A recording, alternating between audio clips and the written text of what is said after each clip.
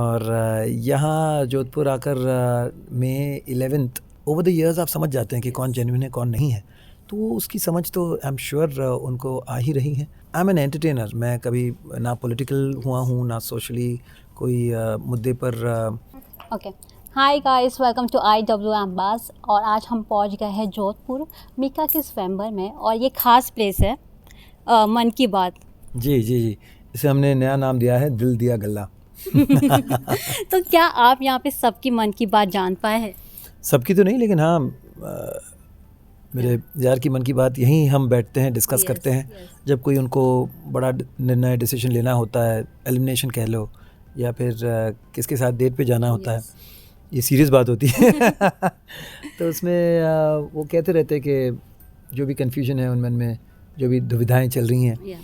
तो यही मन की बातें होती हैं, यही वो सेट है। Yes, yes. After 14 years, we will see you back on a TV as a host. ये स्वागत कैसा हुआ है आपके? ये अयोध्या में बोल सकती हूँ, this is a mini Ayodhya for you. जी हाँ, देखिए वैसे 14 साल के वनवास के बाद अगर राम जी अपने अयोध्या में आए तो मेरा तो घर अयोध्या जो भी है वो बम्बई है। यस। और यहाँ जोधपुर आकर मई 11th से आज क्या चल रहा है, जून फर्स्ट वीक हो गया, तो 14 साल के बाद वनवास यहाँ हो रहा है। मुझे वैसे कहना ये चाह रहा हूँ, लेकिन बहुत मज़ा आ रहा है। ये जो हाउस अरेस्ट हुआ है मेरे साथ एक नई एक्सपीरियंस है, और मैं हमेशा कहता हूँ कि लाइफ इज़ टू शॉर्ट। जितने हो सके नए एक्सपीरियंसेस, नई चैलेंजेस, कुछ नया ट्राई करना चाहिए। और होस्टिंग इतने साल बाद वो माइक पे पकड़ के वो कहना कि आप सबका स्वागत है स्वयंवर Mika Di Vohti, it takes me back. क्योंकि काफ़ी साल मैंने किया, राइट फ्रॉम 1996 से लेकर 2008 तक। तो we are not even born also. हाँ, of course. No, I know. It's been a long time. Yeah. हाँ, तो लेकिन मैं वैसे होस्ट नहीं करता, बट ऑफ कोर्स चूंकि ये स्वयंवर जी मेरे दोस्त की है, मेरे भाई का है, जी तो मैंने कहा करूँगा ज़रूर। जी। सो सर, यहाँ पे कई सारे कंटेस्टेंट्स हैं। There are some contestants also who want a fame also, who will get a new opportunity also. So आप लोग के लिए कितना मुश्किल हो जाता है ये सब जज करना कि कौन फेम के लिए आया है और who is the real lover, who is the real love for Mika ji? ना, आप तो जानते हैं कि ये डेली, मतलब ये Monday to Friday over 3 months ये चलेगा। तो एक दिन में ये अगर ये जज करना होता है, या फिर मुझे तो नहीं, मीका को करना होता है, तो बहुत ही मुश्किल होता है, क्योंकि किसका एक मुखौटा है या सच्चाई है वो समझना बहुत मुश्किल होता है। लेकिन ये बहुत सारी अलग अलग राउंड्स होती हैं, राउंड्स तो नहीं कह सकते, लेकिन चुनौतियाँ कह दें, या फिर छोटी छोटी चीज़ें होती हैं, हंसी मजाक की चीज़ें होती हैं, लेकिन उससे कहीं ना कहीं जेन्युइन कौन है कौन नहीं है वो भी ज़िंदगी देखे हैं। जब आप इंडस्ट्री में रहते हैं या कोई भी काम आप करते हैं, तो वहाँ कई लोग होते हैं जो चेहरे पे कुछ, ज़ुबान पे कुछ और दिल में कुछ, तो ओवर द इयर्स आप समझ जाते हैं कि कौन जेन्युइन है कौन नहीं है। तो उसकी समझ तो आई एम श्योर उनको आ ही रही है। और साथ साथ उनको भी, जो हम उन्हें राजकुमारियाँ बुलाते हैं, क्योंकि अगर किंग मीका सिंह की कोई क्वीन बनेगी तो अब ऑलरेडी राजकुमारी तो बन चुकी हैं, और एक इज़्ज़त अफजाई भी है उसे पार्टिसिपेंट्स कहना या कैंडिडेट कहना, थोड़ा सा डिमीनिंग होता है। तो हाँ, वो भी उनके सामने भी एक अलग इमेज थी कि हाँ वो ऐसे होंगे, वो वैसे होंगे, उस इमेज से उनको प्यार था।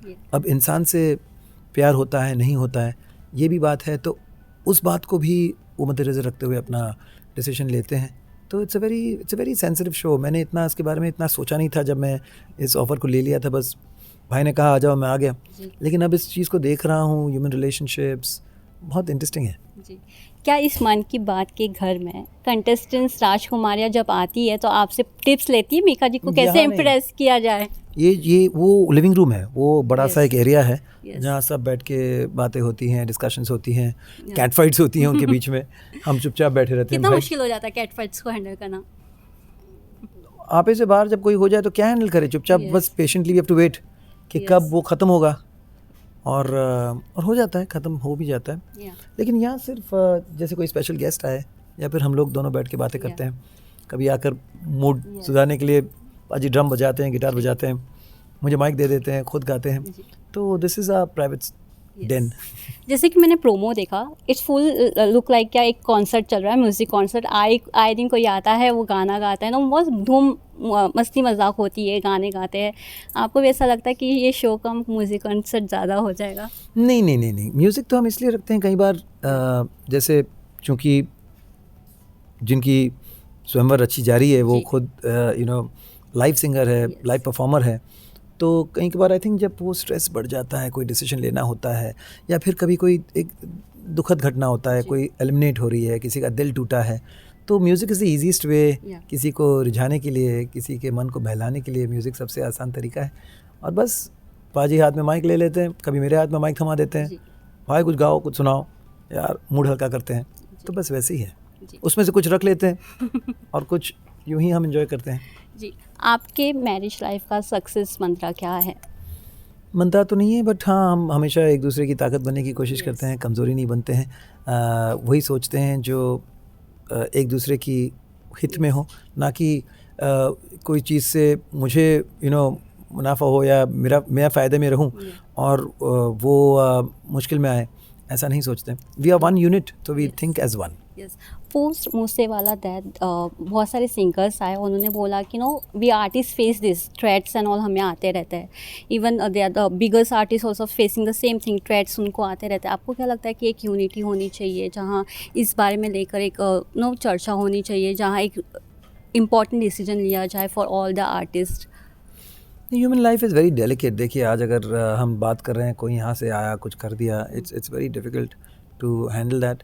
और मुझे मेरी प्राइवेसी, मुझे मेरी इंडिपेंडेंस, मुझे मेरी फ्रीडम बहुत इम्पॉर्टेंट है। तो मैं कभी भी नहीं चाहूँगा कि बॉडीगार्ड्स मेरे इर्द गिर्द रहें, किसी को मुझसे अगर एक्सेस मिलना मुश्किल हो जाए, 3-4 लेयर ऑफ लोग, तो it all depends on your lifestyle, it all depends on what your और आई एम एन एंटरटेनर। मैं कभी ना पॉलिटिकल हुआ हूँ, ना सोशली कोई मुद्दे पर। ऑब्वियसली सोशल मुद्दे हैं, जैसे अभी भी ओनली वन अर्थ पर हमने गाना बनाया, सारे मिलकर उस पर गाने गाए, और एनवायरनमेंट को लेकर ये चीज़ें तो हैं। लेकिन I am not a threatening person, तो मुझे कोई थ्रेटन करे ये गलत बात है। अगर फिर भी लोग करना चाहते हैं, क्योंकि अगर किसी को अटेंशन मिल रहा है ये ऐसी चीज़ें करके, उसको आप रोक नहीं सकते, उसको आप संभाल नहीं सकते। बाकी जिनको लगता है कि उनकी लाइफ पे थ्रेट है और वो अपनी सिक्योरिटी को स्प्राउस अप करना चाहते हैं, obviously they are doing it to save themselves, and they should be allowed, they should be given that freedom. लेकिन कुछ जॉइंट डिसीजन लेने वाली बात मुझे नहीं लगती ये है। हाउ यू सी, कितना चेंज आया म्यूज़िक इंडस्ट्री में, कितना चेंजेस आप महसूस करते हो, गानों से लेकर हर एक चीज़? सोशल मीडिया भी एक इम्पॉर्टेंट पार्ट प्ले कर रहा है अब। नहीं, बिल्कुल, देखिए, चेंजेस, परिवर्तन ही नियम है संसार का, तो चेंजेस तो आती रहेंगी, और हर चेंज पर आपको उसमें कुछ अच्छी होंगी, कुछ उसमें कुछ बुरी होगी बात, लेकिन आपको जो अच्छी चीज़ है उसे पकड़ कर आगे चलना है। क्योंकि अगर हम चेंज के साथ खुद को नहीं चेंज कर पाएंगे तो हम भी पुराने हो जाएंगे, डेटेड हो जाएंगे, ख़त्म हो जाएंगे। जब तक ज़िंदगी है, चलती का नाम गाड़ी, इसलिए हमेशा कुछ ना कुछ नया, कुछ ना कुछ अलग करने की कोशिश करता हूँ, और ज़िंदगी को हर क्षण में को एंजॉय करता हूँ। Like we all know, life is too short. आज हम बात कर रहे हैं, कल क्या हो गया किसे पता है। अब मुझे जिनके साथ ये घटना हुई है या जो आज नहीं, उनके बारे में पूछ रहे हैं, कल किसी और को मेरे बारे में पूछेंगे। यही लाइफ है, यही नियम है। तो ज़्यादा सोच के, ज़्यादा उस पर I think enjoy every moment is important. So कौन सी 3 कंटेस्टेंट आपको सबसे ज़्यादा पसंद आई, ये 3 राजकुमारियाँ? ये ऑफ ऑल द पीपल मैं तो बिल्कुल नहीं कह सकता जी, क्योंकि चाहे जैसे आप जर्नलिज्म करते हैं, रिपोर्टिंग करते हैं, you have to be unbiased. उसी तरह से if I am a host, I can not be biased, I can not mention any names. सारे बहुत अच्छे हैं, सारे बहुत ही, मैं दिल से कह रहा हूँ, बहुत ही जेन्युइन है, and I wish them all the best. Thank you so much sir for giving your precious time and all the best. Thank you.